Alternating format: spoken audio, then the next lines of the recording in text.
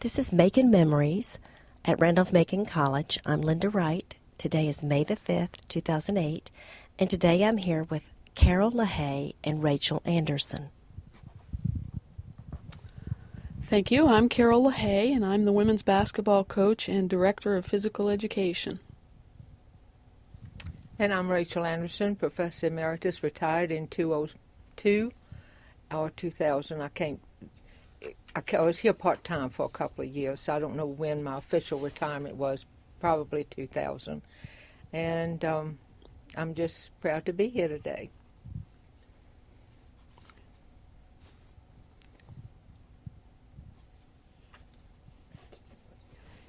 Back in early winter of 72, one day a group of us were sitting around a table at the Schaefer Street Cafe or dining hall at VCU, and someone kept talking about women being accepted full-time at Randolph-Macon in the fall. And of course they didn't say Randolph-Macon, they said Randy Mac. So I got to thinking, that's got to be Randolph-Macon in Ashland, because I'd never heard it called that. So on the way home that afternoon, I decided if they will have women at Randolph-Macon full-time, they need a full-time person. So I came in and I went into Peel Hall, and they directed me to Dean Howard Davis and talked to him a few minutes about the possibility of becoming a full-time, or if they needed a full-time PE person and coach, and he said, yes, we definitely will. So he sent me over to see Coach Hugh Stevens. And Coach Stevens and I talked a few minutes, and he only asked me a couple of questions. He said, can you coach tennis, and will you sponsor the cheerleaders? And I said, of course, I'm coaching tennis now, and I don't think sponsoring the cheerleaders will be very difficult. So he said, good. Go over and tell Dean Davis that you're fine, that show you where to sign the paper. So I went over and signed what I need to sign. In a few days, I got a contract in the mail. So getting to Randolph-Macon to me was a very easy and simple process compared to what the hiring procedure is today. But then I lived here happily ever after until I retired in 2000. And of course, my first position was coaching the women's tennis team and developing a PE program for the women. There had been women on campus in small numbers over the years, and there was a part-time woman here who, had programs for the few women who were here, but she did not want the position. So that made it easy, too. I didn't feel like I was, taking anything away from anybody. So I started working on a PE program, and of course, we started from scratch with so few women. There were only 50 women in that first class. And most of the women accepted then were here because Granddaddy said, if you'll go to Macon, I'll pay your tuition, or Dad graduated, or brother was here, or they had a direct tie to the college. So they were a different group of girls. We did not get a cross-section of the public school or even the private school, as most of them did come out of private schools. But they were brave little souls who decided they would jump in the pond and swim. And so they did, and we developed programs for them over the years. And the PE programs, I started with just the basic things and then went into areas of interest. And the way that I would get people to teach those areas of interest was just, if I knew someone who taught dance and I knew she had a good program, I would call and say, hey, can you help us out 2 days a week or 3 days a week? And most of the classes were 2 days a week. And so we just went from there. And the teams were started basically the same way.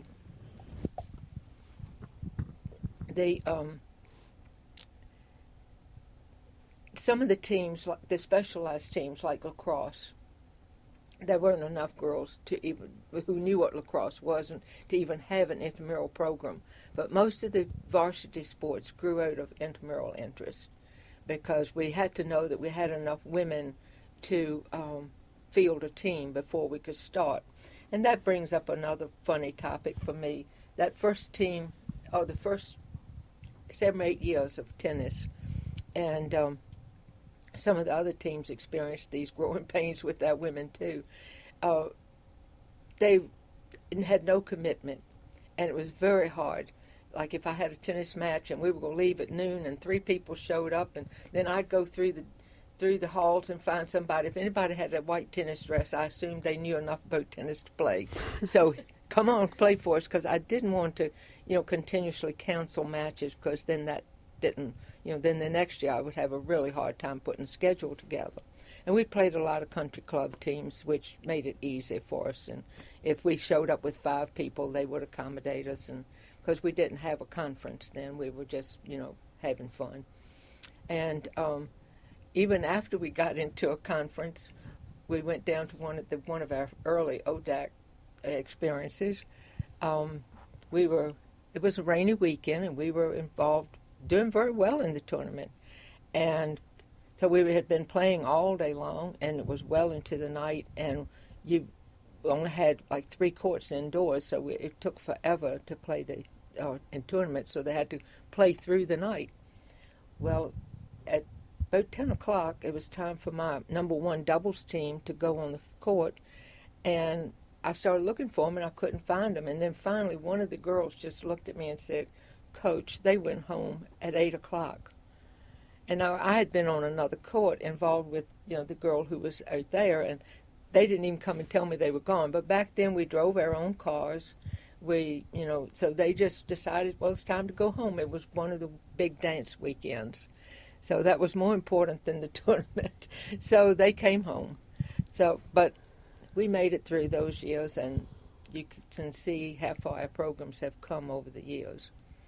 And Carroll was one of the first, not the first, but one of the first full-time women that came into the program. And one day, and it's probably one of the best things I ever did, because one day this little girl showed up in my office and said, "Can I work with the basketball team? I just want to be here. I just want to be involved with the basketball." And I said, "Sure, help yourself. We need all the help we can get." And that little girl was Carroll LaHaye. And so I'm going to let her comment on that, because from there we just have grown in leaps and bounds, and a lot of it has been things that she has done. Well, as you mentioned, Rachel, kind of like you, I was in the right place at the right time, exactly. And I do refer to that a lot by saying, I had a full-time job with Hanover County Parks and Recreation, and I missed basketball since I had played high school basketball and collegiate basketball, and so I did come over. I knew Rachel through a mutual friend of ours, and went over and I said, "Rachel, I really would like to help with basketball. Is there any way that I can get involved?" And so she went to the head coach and asked Lynda Lurch if it would be possible for me to be a volunteer assistant. She knew that I probably wouldn't be able to travel too much except for on weekends, because I wouldn't be able to get off work throughout the week. And I guess, as you could say now, the rest is history, because what happened after that was Lynda Lurch left in late July of 81. I was a volunteer assistant in 81, and then Lynda Lurch left in late July of 81 to take the head coaching job at Cornell. Well, at that particular time of the year, it's very difficult to find a head coach. Even back then, when there were a few more coaches, or not as many coaches, women coaches available. But Rachel came to me and she said, "What do you think about being the head coach?" And I said, "Oh, that would be wonderful. This is my great opportunity." And so she interviewed me. I had to go through the interview process with the dean at that particular time was Elton Hendricks. And so I had to meet with him, and then Coach Stevens, of course, was still the athletic director. And so I thought everything was good. I was going to be the head basketball coach at Randolph-Macon College. And then Rachel called me at home one night, and she said, "If you want to coach, this is what's going to happen. You're going to have to coach the soccer team, the basketball team, and the lacrosse team." And I said, "Well, I don't really know anything about soccer, and I don't know anything about lacrosse either." And she said, "Well, if you want the job, you'll learn." And I said, "Oh, yes, I will learn." And so I studied that game of soccer and that game of lacrosse. I actually had one of our former players, Lisa Usry. I went out and practiced lacrosse with her that whole fall semester of that year. And she did so well that, lo and behold, come spring. Back then, we were not in a conference per se, because when we came in, the men's teams were in split divisions. Some were playing in ODAC, some were playing Division II. So our women were like in no man's land, because we weren't part of ODAC, and we were in the AIAW, and that was the women's comparable to the NCAA. And so Carroll studied hard, and lo and behold, come spring, she took that team to the lacrosse team, to the Division II tournament. That was the first opportunity she had that we ever had a women's team, advance to that level. That was a very exciting time because, as I've already mentioned, I did study and learn the game as much as I could. There were quite a few similarities to basketball, but I had some outstanding athletes, as you well know, Rachel. And we went in seeded 8th in the nation and came home number 5. So and we were Carol very was so excited. excited. Thank goodness she had players her own about her size, because she forgot her suitcases, left everything at home. She got there and had nothing for the whole weekend. Yeah, that was beneficial to have some players. And plus, I probably was a little more fashion up to date at that point in my life. But anyway, it was a great time. Coach Stevens, he was the athletic director. That was his last year of being the athletic director, and I mean, he never once asked me, what I needed, where were we thinking about staying, were we going to take a bus, vans, whatever. I went in to talk to him one day, and he said, "I've got everything taken care of, and you be out at the bus at 1 o'clock on Thursday afternoon." And I said, okay. So we went out, and there was this big old chartered bus right there. We had never traveled by chartered bus. Everything was van travel at that time. And he had taken care of the motel for us, the hotel for us. And in Baltimore, we played at the University of Maryland. And anyway, it was a great time for Randolph-Macon College, and especially women's athletics, because we hadn't been a varsity team for very long. But No, not at all. And then we had one player, Nancy Seebeck, who set several national records, which I'm sure have been broken since she played. But she set several national records. Right. She's a member of our Hall of Fame as well. So, getting back to our growing pains, when we were like floating around in what I used to call no man's land, because we didn't really know where we were going as far as the end of the season. We came through that, and finally when we got into ODAC and had like a home, that's when our women's teams really began to develop, because we had some structure.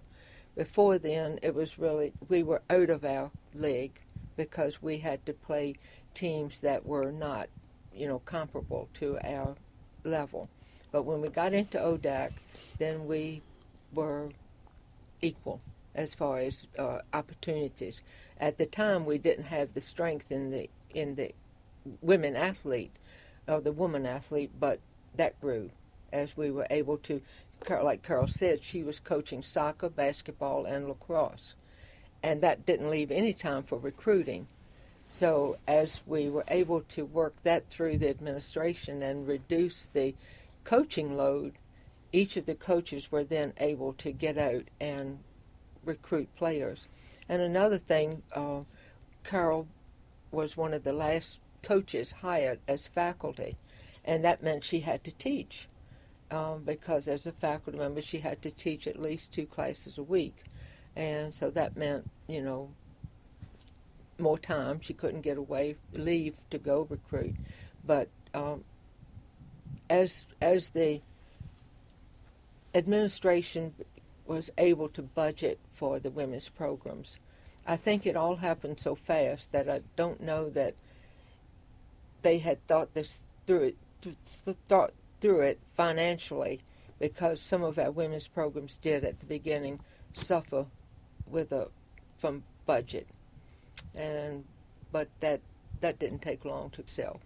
Yeah, it really is nice to see how far we have come with our women's athletics program because, we both know those early years budgets were limited, but the men's budgets were limited as well. Right. And, recruiting is the name of the game at the collegiate level. And, coaching, I think back, I've been at Randolph-Macon for 27 years, and thinking back about coaching those three sports, and I would go from one sport to the next sport, especially during the overlap from soccer to basketball. And it's oftentimes I would practice like lacrosse after basketball, and that would be like 9:30 to midnight at night. But I never thought anything of it. I was young then, and that was the job. And a lot of us, even some of the men's coaches, had coached a couple of sports as well. But nowadays, it's like you specialize in one sport. But recruiting is the name of the game, and I think as we have kind of ferreted that out at Randolph-Macon, so that each one of our women's sports do have a head coach, and their primary responsibility is recruiting and managing the team and everything. That has made a huge difference in our overall athletic program, and they've done a really nice job of recruiting. Facilities have improved dramatically also. When we started out, it was just we had to stick the women in any little cubbyhole we could find a place for them. And that didn't work out very well. And of course, some of the men had a good time with the women as far as, pulling pranks on them. For instance, one of the most difficult things we had to do was keep the upperclassmen from skinny dipping in the pool because, there were no women here, so the men wanted to go swimming. They just go swimming.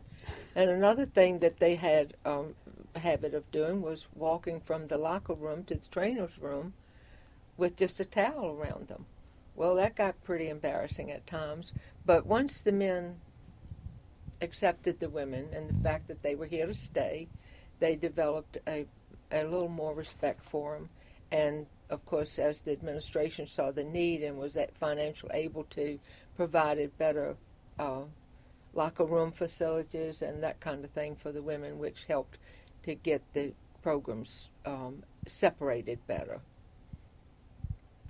Yeah, I think one of the best things that Randolph-Macon did as well was that I think they were a front runner in gender equity and Title IX.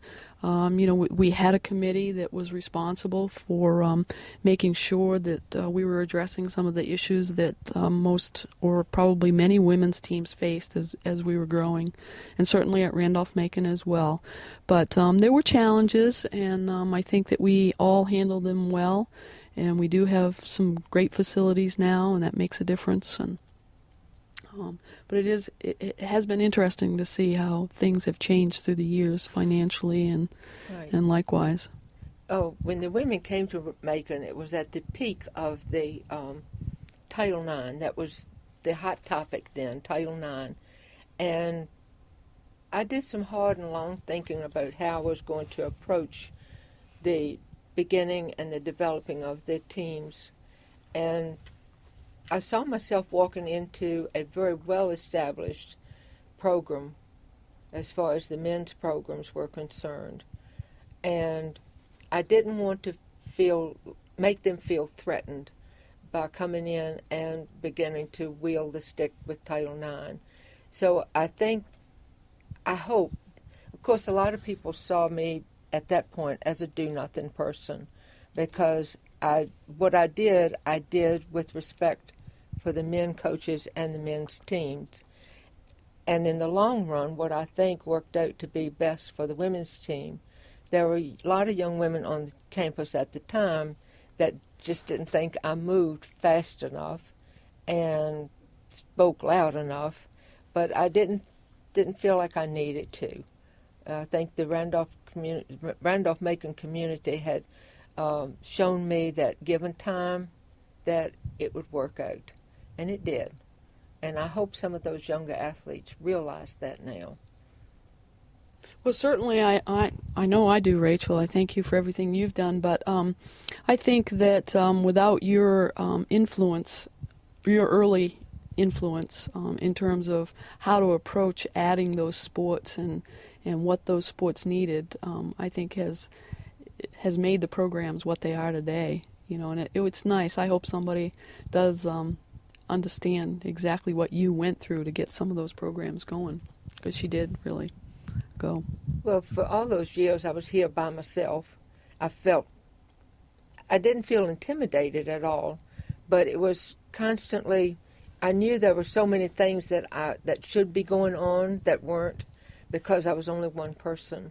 And I thought of a lot of things I could have been doing, but there was just a time factor there that you can't do but so much and do it like it should be done. So a lot of things did go undone in those early years until we were able to bring in people on full-time. I had some part-time people who would come in at 4 o'clock and, take the team on the field.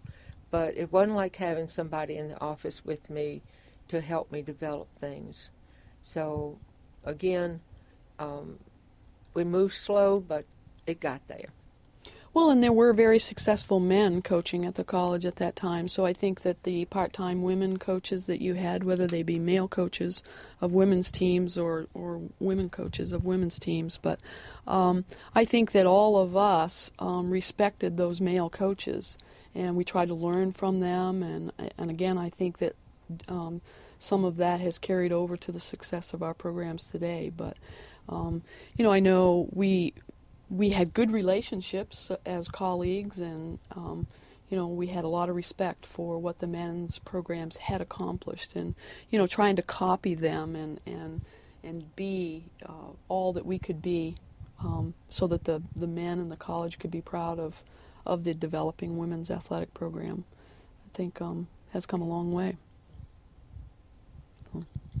Well, I know in terms of PE, Rachel had mentioned that that was one of the requirements as I was hired, is that I had to teach in the PE department, and I still continue to teach, and I took over the director of the physical education program from Rachel when she retired, thanks to Dean Rob Holyer offering that position to me. But it's one of the aspects of the job that I really, really enjoy, and that's teaching. My classes, I teach a fitness walking class and also a self-defense class for women. And so I get a chance to see different students and not just basketball players all the time. So I really enjoy that. And I know most all of the coaches that are being hired or have been hired in the last 5 to 6 years have no teaching responsibilities. And so they're strictly staff people. And so I am the last faculty member in the department. But I relish my physical education role, and I think we do a good job. We've piggybacked on to the Brock's Rocks programs. So Bill Blackmore and I work very closely together with the types of programs that he offers, and then we try to get them added into the PE curriculum. And but I'm the only coach that teaches. Well, Mike Rhodes does teach a 3-credit coaching basketball class. But he volunteered to do that. But none of the other coaches have teaching responsibilities. Teaching was, I'm a teacher. I'm not a coach. And I never let the kids think that, I considered myself to be a coach per se. I was more of a glorified manager. And that was, kind of a joke with us. But the teaching, that's my thing, is teaching. The coaching, although it had to be a big part of what I was doing here, and the coaching gave me an opportunity to get to know the kids, because I lived with them for 4 years. And I just loved them. I mean, they were my girls. In fact, one night at 7-Eleven, we're the only team on campus that gained weight during season, because all we did was travel to eat. So one night coming home from 7-Eleven, Mom, we got to stop. We're thirsty. We're hungry. I said, you just ate dinner. I know, but we're hungry. We're thirsty. So we stopped at 7-Eleven, and they were all calling me Mom. So the lady behind the counter looked at me. She said, are all these yours? I said, yeah, they're mine. So we had a good time with that. And then the kids they didn't care what they said to me. So when I really had no interest in my appearance, as long as I was clean and everything, I was fine. So, but when the kids started calling me Ms. Luberman was a late-night comedian on TV. I never saw her, but when they started calling me Ms. Luberman, I decided, well, I better do something, and I changed tennis shoes or something. But when they started calling me Dweeby Bag, I knew it was time for a complete makeover. So, and they're the kinds of things that I miss. And those are the girls that still remember me at Christmas, and some of them my birthday and things like that, and that means so much to me. But like I said, I worked with each of those. Most of them came in as freshmen and stayed with the team through the senior year. And when you work with kids that close, you really get to know them and you miss them. And so the tennis girls are the people, the students that I really miss. The PE classes are different in that, they come and go so quickly you don't really get to know them. But that was one of the fun things for me, was the coaching. And like I say, I never had a really strong team. Although one year I think the ODAC felt sorry for me and named me Coach of the Year. Well, Rachel, you had a good team that time. That year, you deserved the Coach of the Year. But, as women's athletics has advanced over the years, one of the things that all of our women's teams do, as well as our men's team, is travel by chartered bus. And, I thought that I would never hear myself say this, but, I kind of miss traveling in vans. I don't miss driving those vans on those snowy evenings or icy evenings or something like that. But, traveling in vans, you got a chance to really be up close and personal to a lot of the players. And as you mentioned, you definitely traveled by van because, the tennis teams do, because they're smaller teams anyway. But it brings back some experiences, and I know you have many of them. Most of the time, I would just drive and listen before they all went to sleep. And I learned more about what was going on campus than you can imagine. Sometimes things I wish I hadn't have heard.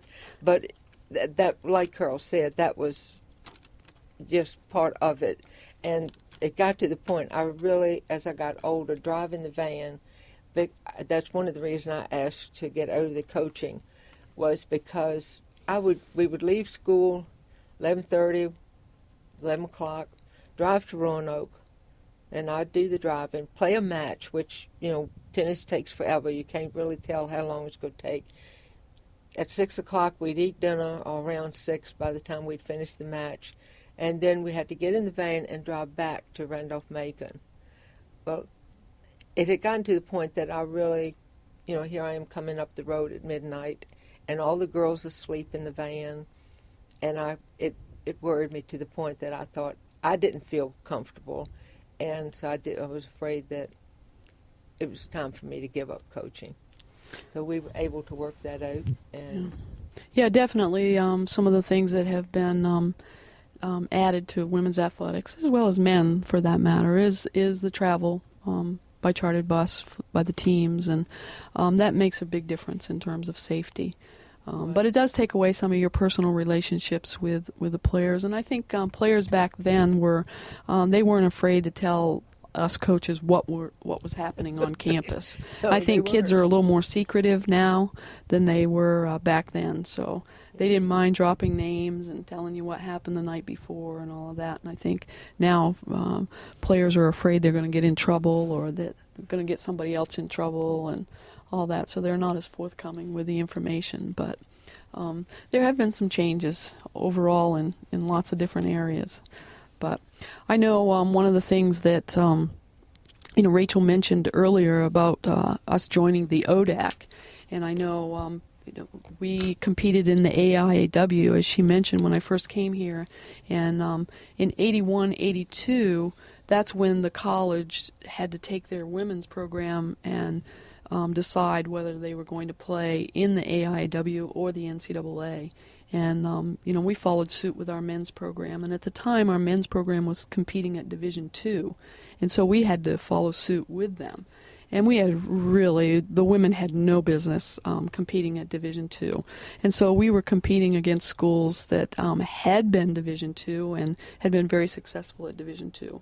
So, we did as well as we could. We played as hard as we could. We competed and all of that. But when the college made the decision in 1982, I believe, to go 1989 to Right, go 89, yeah. to go Later. Division III in ODAC. That's really when our programs, in my opinion, really took off. And in 1991, the college made a tremendous commitment to women's basketball by giving us a full-time assistant coach and the resources to compete and do well. And, I'm a great testimony of that our program took off once those resources were given to us. And I'm just thankful that now when we start a women's team, the resources are already there or well on their way. And so maybe some of the other women's teams haven't had to struggle as much as what those earlier teams, and in particular basketball, lacrosse, tennis. And at a time when some schools, especially Division III schools, were doing away with some of the what we call minor sports, we were adding them, like the swimming team, and because we had the interest, and the college made the finances available to hire the coach, and we had the beautiful facility. So the Randolph-Macon has really supported the programs as far as seeing that our student body gets what they deserve in the way of backing and the opportunity. And I think opportunity at Randolph-Macon just is unlimited. If the student makes that desire known, the college does everything they can to fulfill that need. Rachel, you had mentioned earlier about the cheerleading, how you sponsored them, and I know I traveled with you a couple of times on some of those cheerleading trips when we went, and basically they were only cheering for men's basketball. That's all they did. Mm-hmm. And one time, you remember that one time we went to Christopher Newport, and that one cheerleader wanted to have us over to her house after the game. Well, we went to Christopher Newport, but she could not get us to her house from Christopher Newport because she had never gone that way. So she had to call her mom. Back then there were no cell phones, so we had to stop side the road and find a payphone for her to call her parents to find out how we got to her house from Christopher. From where she was. So that was hilarious. Right. But we finally did, and it was, if I remember, it was a nice buffet. She had a nice meal prepared. We were a little late getting there for it, but we made it. But, yeah, those first girls were something special. And they were brave kids. I mean, they really, to walk into a situation where they know, they're so few in number, it took courage. Of course, they had backing from home, all of them. Right. Like I say, had some tie with the Randolph-Macon community. Just about all of them, not all of them, but just about everybody. So, yeah. Well, I talked earlier about the lacrosse team that we took to the national tournament, and then in 96, when the women's basketball team made it to the NCAA tournament, the buzz that was all around campus, how excited everybody was, and what an exciting event, because we got to host it. Right. We had done so well, and it was the first really organized NCAA tournament that the women's athletic program had hosted. And Rachel, I know you organized it all. I You was, had to put I the was bid acting in. as senior women's administrator then, which is comparable now to, I guess, like assistant to the athletic director or something. Anyway, Coach Werner and I. So I walked in and he handed me the NCAA packet and he says, "It's yours." And I said, "Wow." So, but I think it all came off all right. I got the compliment I got from Dr. Payne, who was president at the time. He walked up to me after it was all over and he said, "I want to congratulate you. You have made this look so easy." And I thought, another hour and I would pass out, but I'm glad it went off that way. So. Well, and it was a good event only because Marymount was in it as well as Randolph-Macon, and then the other teams were from Minnesota, University St. Thomas, and St. Thomas University and then Bethel College. Bethel, yeah. And so they were both from Minnesota, and they came down. But there was excitement. And so it's nice to see how nowadays when we do make it to, men or women make it to the NCAA tournaments, it's kind of like, well, you're supposed to do that. And so that's a sign of success, obviously, that's the expectation that students have and our athletes have and all of that. So, yep.